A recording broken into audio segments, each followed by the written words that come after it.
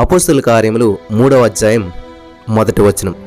పగలు 3 గంటలకు ప్రార్థనా కాలమున పేతురును యోహానును దేవాలయమునకు ఎక్కి వెళ్ళుచూ ఉండగా, స్తోత్రం దేవ సర్వోన్నత సర్వాధికారి, ఈ సమయంలో ఈ యొక్క మధ్యాహ్న కాల సమయంలో నువ్వు చేసిన అద్భుత కార్యాలు మేము ధ్యానిస్తూ ఉండగా, ఈ మధ్యాహ్న కాల సమయానికి ఉన్నటువంటి ప్రాముఖ్యతను మేము తెలుసుకొని ఉండగా అనేక మంది విని బలపడటానికి కృప చూపించమని, విత్తబడిచిన వాక్యం వ్యర్థం కాకుండా ప్రతి హృదయంలో నాటబడి 30, 60, 100 వెయ్యంతలుగా విస్తరించినట్లు బలపడినట్లు సహాయం చేయమని నజరేయుడైన యేసుక్రీస్తు నామములో ప్రార్థించి నమ్మి పొందుకుని ఉన్నామా పరమ తండ్రి, ఆమేన్. హల్లెలూయా. ఇది చాలా అద్భుతమైనటువంటి సమయం. ఈ సమయంలో ఈ యొక్క వాక్యాన్ని మీరు వింటున్నారంటే నిజంగా దేవుని యొక్క ప్రణాళికలో మీరు ఉన్నారు. ఇక్కడ మధ్యాహ్నం 3 గంటలకి శృంగారం అనేటువంటి దేవాలయానికి ప్రార్థనకు ఎక్కువ వెళ్తున్నటువంటి పేతురు యోహానుల ద్వారా దేవుడు ఒక గొప్ప అద్భుతమైనటువంటి స్వస్థత కార్యాన్ని జరిగించాడు. పుట్టినది మొదలుకొని కుంటువాడైనటువంటి భిక్షకుడు అద్భుతమైనటువంటి స్వస్థతను పొందుకుంటూ ఉన్నాడు. ఈ విషయాన్ని మనం చాలాసార్లు చదవం, కానీ అక్కడ సమయాన్ని పెద్దగా పట్టించుకోం, కానీ అద్భుతాన్ని పట్టించుకుంటాం మనం. సరే, ఏదేమైనా కానీ ఈ యొక్క మధ్యాహ్న కాల సమయంలో పేతురు యోహాను దేవాలయానికి ప్రార్థనకు ఎక్కి వెళుతున్నారు. గమనించాలి, ప్రార్థనకు ఎక్కి వెళుచూ ఉన్నారు. ద్వారం దగ్గర ఒక కుంటి భిక్షకుడు కూర్చుని ఉన్నాడు. వీళ్ళని చూశాడు. వీళ్ళని చూసి అందరిని అడిగినట్టుగానే క్యాజువల్గా యూజువల్గా భిక్షం అడిగాడు. భిక్షం అడిగితే వాళ్ళు అన్నటువంటి ఒక అద్భుతమైనటువంటి మాటని ఈరోజు మనం ధ్యానం చేసుకొని పోతున్నాం. వాళ్ళు ఏమన్నారు? వీని తట్టు తేరి చూచి మా తట్టు చూడుమనిరి. అపోస్తలుల కార్యం 3వ అధ్యాయం 4వ వచనం. గమనించాలి, తేరి చూచి మా తట్టు చూడుమనిరి. కాబట్టి ఈరోజు మనం ధ్యానించుకోబోయేటువంటి అంశం ఏంటంటే తేరి చూచే అనుభవం. ఇది చిన్న మాట అనుకుంటున్నారేమో మీరు. ఈ తేరి చూచుట అనేటువంటి మాట గురించి ఈరోజు చాలా లోతుగా వెళ్ళబోతున్నాం మనం. కాబట్టి తేరు చూసే అనుభవం ప్రతి వారికి కావాలి. అసలు ఏంటి ఈ తేరు చూచడం అంటే ఏంటి అనేటువంటి విషయాన్ని మనం చూసుకుందాం. అసలు బైబిల్లో ఎక్కడెక్కడ ఈ తేరు చూచి అనేటువంటి మాట ఉన్నది అని మనం చూసినట్లయితే, నేను మీకు ఈ ఒక 10 సందర్భాలు మీకు చూపిస్తాను. తేరు చూచుట అనేటువంటి 10 సందర్భాలు మీకు చూపిస్తాను. మీరు వరుస పెట్టి చక్కగా రాసుకోండి. తర్వాత మీకు మీ పిల్లలకి మీకు ఎప్పుడైనా అవకాశం వస్తే ఎక్కడైనా చెప్పడానికి, ఎక్కడైనా వాక్యం చెప్పడానికి చక్కగా ఇవన్నీ కూడా ఉపయోగపడతాయి. కాబట్టి చాలా జాగ్రత్తగా వింటూ రాసుకుంటారు కదా. దేవునికి స్తోత్రం. పరిశుద్ధ గ్రంథంలో మన బైబిల్లో తేటగా చూడమనడం, పరిశీలించమనడం, తొంగి చూడటం, నిదానించి చూడటం, ఇలాంటి కొన్ని ప్రత్యేకమైనటువంటి పదాలు రాయబడ్డాయి పరిశుద్ధ గ్రంథంలో. ఎందుకని రాయబడ్డాయి అంటే వీటికి చాలా ప్రాముఖ్యమైనటువంటి విషయం ఉన్నదన్నమాట. రాసుకుంటున్నారు కదా మీరు అంతా కూడాను. చూడండి, తేరి చూడటం అన్నా, తేటగా చూడటం అన్నా, పరిశీలించడం అన్నా, లేకపోతే తొంగు చూడటం అన్నా, లేకపోతే నిదానించి చూడటం అన్నా, ఇవన్నీ కూడా ఒక ప్రత్యేకమైనటువంటి పదాలు. మామూలుగా చూడటం వేరు. కాబట్టి ఇక్కడ మొట్టమొదటిగా మనం అపోస్తలుల కార్యం 3వ అధ్యాయం 4వ వచనంలో చూసినట్లయితే పేతురు గారు ఏమన్నాడు? పేతురు యోహానులు వారిని తేరి చూచి. ఎలా చూశారంటే మామూలుగా కాదు, తేరి చూచి. నొక్కి పలకాలన్నమాట. ఈ మాదం రాసుకొని అడలం చేసుకోండి బైబిల్. తేరి చూచి. నెక్స్ట్, అపోస్తలుల కార్యములు 6వ అధ్యాయం 15వ వచనంలో 2వ సందర్భం మనం చూద్దాం. సభలో కూర్చున్న వారందరూ కూడా అతని వైపు తేరి చూడగా అతని ముఖము దేవదూత ముఖం వలె వారికి కనబడెను. హల్లెలూయా. మామూలుగా చూస్తే కాదు, తేరి చూసినప్పుడు అంట సభలో కూర్చున్న వారందరూ కూడా అతని వైపు తేరి చూడగా అతని ముఖము దేవదూత ముఖం వలె వారికి కనబడెను. హల్లెలూయా. నెక్స్ట్, 3వ సందర్భం అపోస్తలుల కార్యములు 7వ అధ్యాయం 55వ వచనం. అతడు పరిశుద్ధాత్మతో నిండుకొనిన వాడై ఆకాశం వైపు తేరి చూచి. ఇది ఎవరు ఏంటి అనేటువంటిది మళ్ళీ నేను ఒక్కొక్కరిని వివరించుకుంటూ వస్తాను. ఫస్ట్ 10 సందర్భాలు చెప్పేస్తే మీకు కొంచెం ఇంట్రెస్ట్గా ఉంటుంది అని చెప్పేసి నేను చెప్తున్నాను. జాగ్రత్తగా వినండి. నెంబర్ 3, అతడు పరిశుద్ధాత్మతో నిండుకొనివాడే ఆకాశం వైపు తేరి చూచి. అపోస్తలుల కార్యములు 7వ అధ్యాయం 55వ వచనం. అపోస్తలుల కార్యములు 11వ అధ్యాయం 6వ వచనం మనం చూసినట్లయితే దాని వైపు నేను తేరి చూచి పరీక్షింపగా అంటూ ఉన్నాడు. అక్కడ 5వ సందర్భం పౌలు అతని వైపు తేరి చూసి స్వస్థత పొందుటకు విశ్వాసముండిని గ్రహించి. అపోస్తలుల కార్యములు 14వ అధ్యాయం 9వ వచనం. 6వ సందర్భం మనం చూసినట్లయితే అపోస్తలుల కార్యములు 7వ అధ్యాయం 31వ వచనం. మోసే చూచి ఆ దర్శనమునకు ఆశ్చర్యపడి దానిని నిదానించి చూచుటకు దగ్గరకు రాగా. మోసే గారి గురించి అపోస్తలుల కార్యములు 100 ప్రియులారా, పాత నిబంధన అనుకోకండి. నెక్స్ట్, అపోస్తలుల కార్యములు 10వ అధ్యాయం 3వ వచనంలో కొర్నేలి అని పిలుచుట దర్శనమందు తేటగా అతనికి కనబడెను.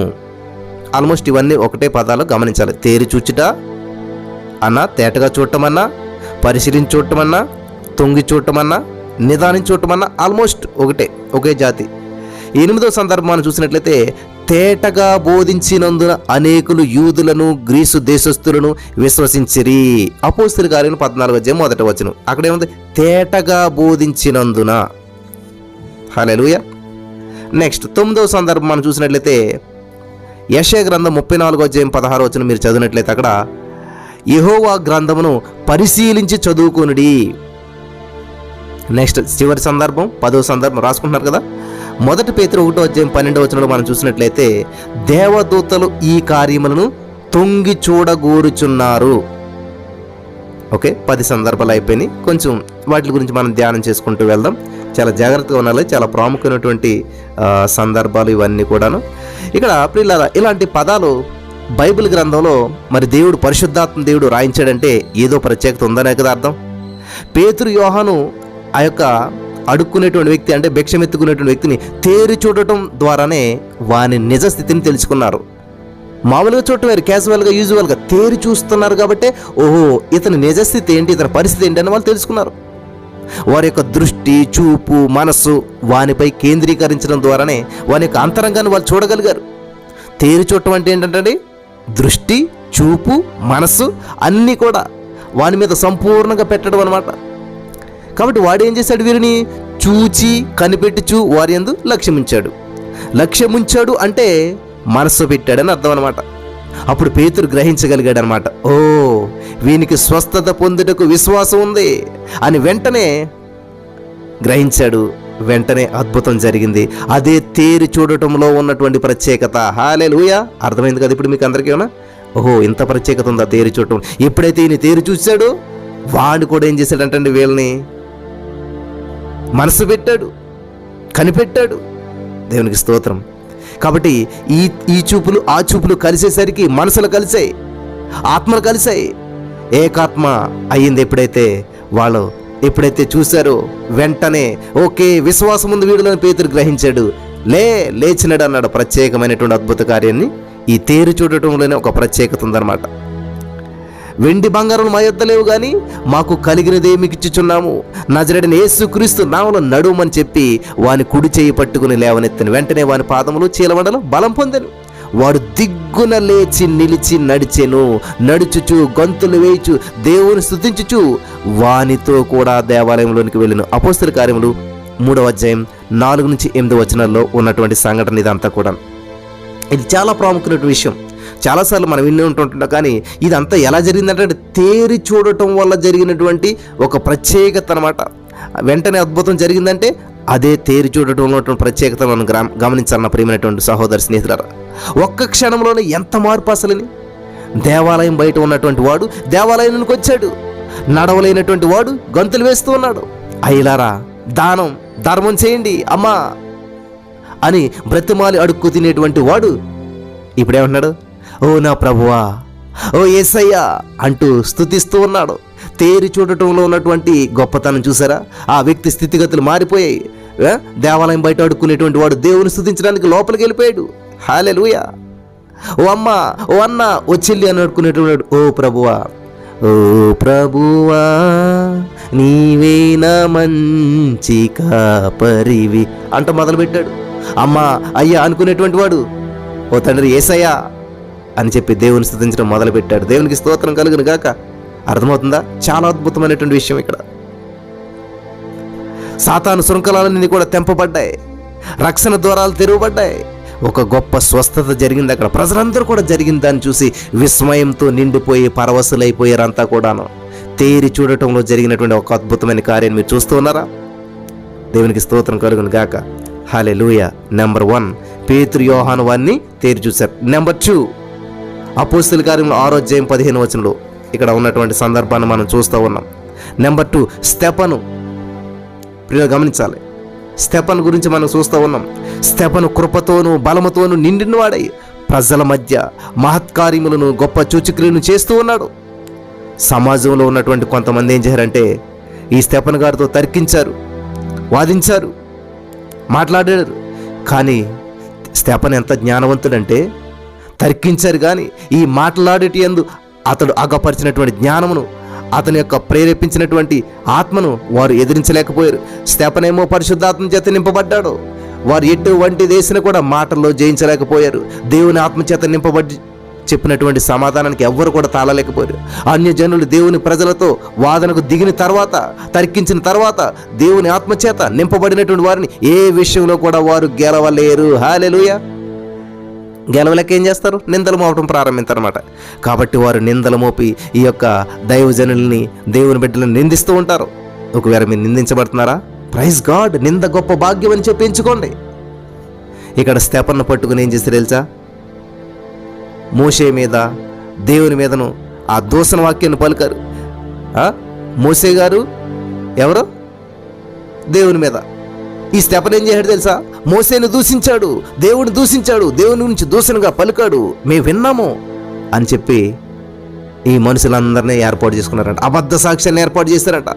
అబద్ధ సాక్ష్యాలు నిలబెట్టారంట. ధర్మశాస్త్రానికి విరోధంగా మాట్లాడుచున్నాడని చెప్పి చెప్పారు. స్తెఫను అయితే పరిశుద్ధాత్మతో నింపబడ్డాడు. ప్రియులారా, అదురు బెదురు లేకుండా నిర్భయంగా ధైర్యంతో ఉన్నాడు. కాబట్టి దేవుడు మనకి ఇంద్రియ నిమగ్నం కలిగిన ఆత్మనిచ్చాడు కానీ పిరికితనం గల ఆత్మని ఇవ్వలేదు. ఈ రోజు మీరు పిరికితనంతో, సమస్యలతో, అబ్బా ఏం చేయాలి బ్రదర్, ఈ సమస్యలను ఏం చేయాలి, అప్పు ఎలా తీర్చాలి?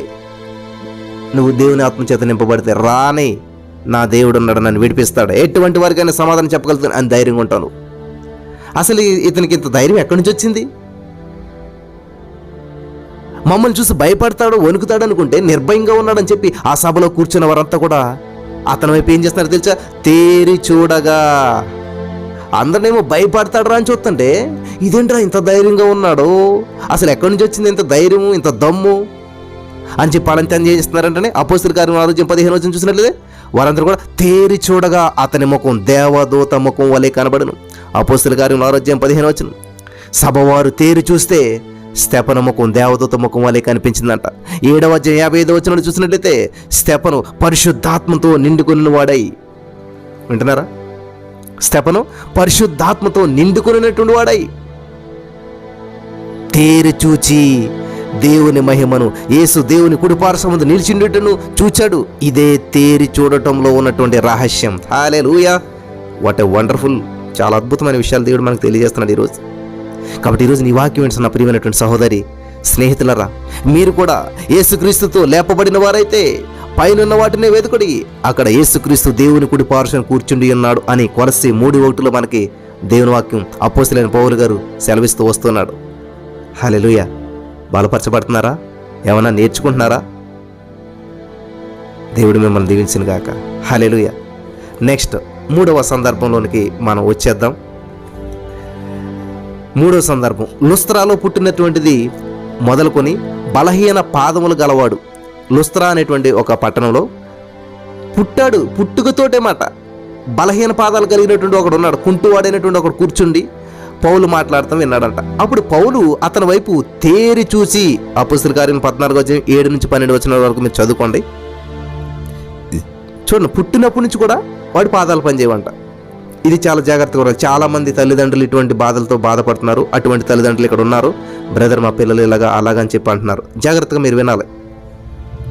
ఈ లుస్త్రా అనేటువంటి ప్రాంతంలో పుట్టినది మొదలుకొని బలహీన పాదములు కలిగినటువంటి వాడు, కుంటువాడినటువంటి ఒకడు కూర్చొని పౌలు మాట్లాడుతా విన్నాడంట. అప్పుడు పౌలు గారు అతని వైపు తేరి చూచి స్వస్థత పొందుటకు అతనికి విశ్వాసం ఉండినని గ్రహించి, తేరి చూచాడు కాబట్టి అతనికి విశ్వాసం ఉందని గ్రహించాడంట. నీ పాదములు మోపి సరిగా నిలువుమని బిగ్గరగా చెప్పినప్పుడు అతడు గంతులు వేసి నడవసాగెను. హల్లెలూయా. ఇదే అనుభవాన్ని ఇక్కడ ఉన్నటువంటి వారు పొందుకుందరు గాక. మీరే స్థితిలో ఆత్మీయతలో పడిపోయారేమో, చచ్చుబడిపోయిన స్థితిలో ఉన్నారేమో, మీ విశ్వాసం దెబ్బతిన్నదేమో, లేకపోతే మీరు సమస్యల్లో సతికిలు పడిపోయారేమో, మీరు ముందుకెళ్ళట్లేదేమో, మీ జీవితం బలహీన పడిపోయిందేమో, మీకు విశ్వాసం ఉందని చెప్పి నేను గ్రహిస్తూ ఉన్నాను. హల్లెలూయా. కాబట్టి మీరు లేచి నిలబడండి, మీ సమస్య నుంచి మీరు లేచి నిలబడండి అని నేను ఇప్పుడు బిగ్గరగా చెప్తున్నాను. గంతులు వేసి నడవసాగాడంట. మీరు కూడా ఈ రోజున అప్పుల సమస్య నుంచి, అనారోగ్య సమస్య నుంచి, మీకున్న ఇబ్బందుల నుంచి మీరు లేచి గంతులు వేసి నడవటం ప్రారంభిస్తారు. ఇప్పుడే ఈ కార్యం జనసమూహం చూసినప్పుడు దేవతలు మనుష్య రూపము దాల్చి వచ్చి ఉన్నారని చెప్పి కేకలు వేశారంట. ఇది పౌలు కాదు, దేవతలు వచ్చారు, మనుషుల రూపంలో దేవతలు వచ్చారు అని చెప్పి వాళ్ళు కేకలు వేయడం ప్రారంభించారంట. ఇక్కడ పౌలు కూడా తేరి చూడటం ద్వారానే కుంటివానిలో స్వస్థత పొందుటకు విశ్వాసం ఉందని గ్రహించాడు. హల్లెలూయా. Wonderful wonderful. దేవునికి స్తోత్రం కలుగును గాక. ఇంకొంచెం ముందుకెళ్దాం మనం. చాలా అద్భుతమైనటువంటి విషయం. ఒక కొండ ప్రాంతానికి చెందినటువంటి యవనస్తురాలు ఒక చిత్ర ప్రదర్శనాలయాన్ని సందర్శించడానికి సంభవించెను. ఆ యువతి చిత్రపటాలను పరిశీలిస్తూ ఒక చిత్రపటం వద్ద తదేకంగా తేరి చూస్తూ నిలబడిపోయిందంట. తన జీవితంలో ఎప్పుడు చూడనటువంటి ఆ చిత్రపటాన్ని తేరి చూస్తూ, ఈ వ్యక్తి ఎవరు, ఎందుకు ఇటువంటి ఘోరమైనటువంటి శిక్షను అనుభవించాడు, ఆ తలకు ముళ్ళ కిరీటం ఏంటి, చేతులకు కాళ్లకు మేకులు ఎవరు కొట్టారు, అమ్మో బహు ఘోరంగా శిక్షించారు అని చెప్పి ఆ చిత్రపటాన్ని చూస్తూ ఉండిపోయింది ఆ కొండ ప్రాంతానికి చెందినటువంటి యవనస్తురాలు. అనేక చిత్రపటాలు ఉన్నాయి, ఆ చిత్రపటాలు ప్రదర్శనశాల అన్నమాట. చూడటానికి వెళ్ళింది. కానీ ఈ ఫోటోను చూస్తూ ఉంటే ఆ జాలి, కరుణ, ప్రేమ తనను స్పర్శిస్తున్నట్లు అనుభూతి కలుగుతుందంట. ఏదో తెలియనటువంటి ప్రేమ స్వరం తనను పిలిచినట్లు అనిపించిందంట, ఆహ్వానిస్తున్నట్లు అనిపించిందంట. ప్రక్కనున్నటువంటి వ్యక్తిని పిలిచి, ఈ చిత్రంలో ఉన్నటువంటి వ్యక్తి ఎవరు, ఎందుకు ఇంత ఘోరంగా శిక్షించారు అంటూ ప్రశ్నించిందంట. ఆ చిత్రపటాన్ని చిత్రించినటువంటి ఒక వ్యక్తి, ఆ చిత్రం యేసుక్రీస్తు ప్రభుదమ్మా, ఆయన మనకు బదులుగా మన యొక్క పాప శిక్షను ఆయనపై వేసుకుని మనల్ని పాతాళం నుంచి తప్పించేందుకు ఆయన శిలువపై బలియాగం చేశాడు అని చెప్పేసేసి, ఆయన శిలువలో కాల్చినటువంటి రక్తం వల్లనే,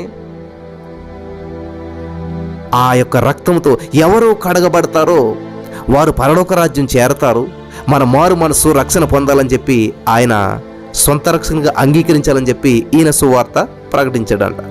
సువార్త వినిన వెంటనే తన శాంతి సమాధానం పొందడం చూసి తన పాపాలు ఒప్పుకొని రక్షించబడిందంట. దేవునికి స్తోత్రం కలుగును గాక. కొన్ని సంవత్సరాలు అయిన తర్వాత తాను మరణ పడకలో ఉంది. తాను యేసుక్రీస్తు ప్రభువుని సొంత రక్షకునిగా అంగీకరించడానికి కారణమైనటువంటి ఆ వ్యక్తిని పిలిపించి తన రక్షణకు మార్గం చూపించి శాంతి సమాధానాలు చేకూర్చినందుకు ఆయనకు కృతజ్ఞత చెల్లించిందంట. అయితే ఆ చిత్రాన్ని చిత్రించినటువంటి వ్యక్తి మాత్రం రక్షణ పొంది ఉండలేదంట. ఈరోజు రేపు అంటూ వాయిదా వేస్తూ వచ్చాడు. ఆ యువత అనుభవించినటువంటి రక్షణ ఆనందం తాను కూడా అనుభవించాలని తీర్మానించుకొని రక్షించబడ్డాడంట. గమనించాలి, చిత్రపటం గీసిన వ్యక్తి మాత్రం రక్షణ పొందలేదు, ఆ పటాన్ని చూసినటువంటి వ్యక్తి మాత్రం రక్షణ పొందుకుంది. ఈ రోజున చాలామంది చెప్తున్నారు, మేము ప్రార్థన చేస్తుంటే, మేము మరి చెప్తుంటే అనేక మంది మారు మనసు పొందుతున్నారండి, అనేక మంది రక్షించబడుతున్నారండి, అనేక జీవితాలు అద్భుతాలు జరుగుతున్నాయండి, కానీ మా జీవితంలో ఈ సమస్యలు తొలగిపోవట్లేదండి. చాలామంది సేవకులు అంటూ చెప్పేటువంటి మాట ఇది అన్నమాట. ఈ రోజున వింటున్నారా? చాలా ప్రాముఖ్యమైనటువంటి విషయం. చిత్రపటం గీసినటువంటి వ్యక్తి మాత్రం మారు మనసు పొందలేదు. ఎప్పుడు మారు మనసు పొందాడు? చిత్రపటాన్ని బట్టి మారు మనసు పొందలేదు. ఆ చిత్రపటాన్ని చూసి మారు మనసు పొందినటువంటి వ్యక్తి జీవితాన్ని చూసి ఈయన మారు మనసు పొందాడంట. హల్లెలూయా. దేవునికి స్తోత్రం కలుగును గాక. పిల్లలు గమనించాలి, అదే చిత్రపటం క్రింద తాను అనుభవించినటువంటి రక్షణానందంతో ఇలా రాశాడంట, ఇదంతయు నీ కొరకే చేచితిని, నా కొరకు నువ్వేమి చేచితివి అని రాశాడంట. అర్థమైందా? చిత్రపటాన్ని అంతా గీసి అన్ని ముళ్ళు, కిరీటం, ఆ యొక్క మేకులు, ఇదంతా కూడా నేను నీ కొరకే చేశాను అని యేసుప్రభువు మాట్లాడుతున్నట్లు మళ్ళీ యేసుప్రభువు ఒక ప్రశ్న, నా కొరకు నువ్వేమి చేచితివి అని ఒక ప్రశ్న అనమాట. కొన్ని రోజుల తర్వాత ఒక ధనవంతుడైనటువంటి యువకుడు ఆ చిత్ర ప్రదర్శనశాల, ఆ యొక్క ఆలయాన్ని దర్శించాడంట. ఈ చిత్రపటం తేరి చూస్తూ అలాగే కొన్ని గంటలు దాని ముందు నిలబడిపోయాడంట. లోకరక్షకుడైన యేసుక్రీస్తు ప్రభువారు శిలువ యాగాన్ని తలపోసుకుంటూ తన్మయుడైపోయి పరితపించిపోయి ఆ పటం క్రింద వ్రాయబడినటువంటి మాటలు చదివాడంట. నీ కొరకై ఇదంతా కూడా నేను చేశాను, నా కొరకు నువ్వేమి చేశావు, ఏమి చేసేదివి? ఈ మాటలు తననే ప్రశ్నిస్తున్నట్లున్నాయంట. నన్నే ప్రశ్నిస్తున్నాడు యేసయ్య అని వెంటనే మారు మనసు పొంది నూతన వ్యక్తి అయిపోయాడు, బాప్తిసం పొందాడంట. తనకున్న ఆస్తి ధనం అంతా కూడా యేసుక్రీస్తు ప్రభువు పాదాల దగ్గర సమర్పించాడంట. ఆయనకు విధేయుడైపోయాడంట. ఆయనే జాన్ హస్ మొరేవియస్ మిషన్ స్థాపించి గొప్ప ఉద్యమానికి కారకుడయ్యాడంటండి. ఇదే తేరి చూడటంలో ఉన్నటువంటి గొప్పతనం. ఇలా పరిశుద్ధ గ్రంథంలో కొర్నేలి అని పిలుచుట దర్శనమందు తేటగా కనబడినట్లు అపోస్తలుల కార్యాలు 10వ అధ్యాయం 3వ వచనంలో చూస్తూ ఉన్నాం. ఈ కొనియాలో ఉన్నటువంటి శిష్యులు కూడి యూదుల సమాజ మందిరంలో ప్రవేశించి తేటగా బోధించినందున అనేకులు యూదులను గ్రీసు దేశస్తులు విశ్వసించారు అని చెప్పి అపోస్తలుల కార్యాలు 14వ అధ్యాయం 1వ వచనంలో మనం చూస్తూ ఉన్నాం. యెహోవా గ్రంథమును పరిశీలించి చదువుకొనుడని యెషయా 34:16లో దేవదూతలు ఈ కార్యములను తొంగి చూడగోరుచున్నారు అని చెప్పి 1 పేతురు 1వ అధ్యాయం 12వ వచనంలో వ్రాయబడ్డాయి. ఈ రోజున ఈ మాటలు వింటున్న ప్రియమైనటువంటి సహోదరి, నీవు కూడా యేసు వైపు తేరు చూస్తే నీ మనోనేత్రాలు వెలిగించబడతాయి. తేరు చూచే అనుభవంలోనికి నువ్వు వస్తావు. హల్లెలూయా. పేతురు యోహానుల ద్వారా దేవుడు చేసినటువంటి అద్భుతాన్ని ధ్యానించే ముందు పేతురు గురించి మనం తెలుసుకుందాం. వచ్చే రోజుల్లో ఇంకా మరిన్ని విషయాలు మీ ముందుకు తీసుకురావాలని చెప్పి నేను ఆశపడుచున్నాను. ఈ మాటల ద్వారా దేవుడు మనల్ని బలపరచును గాక. ఆమేన్.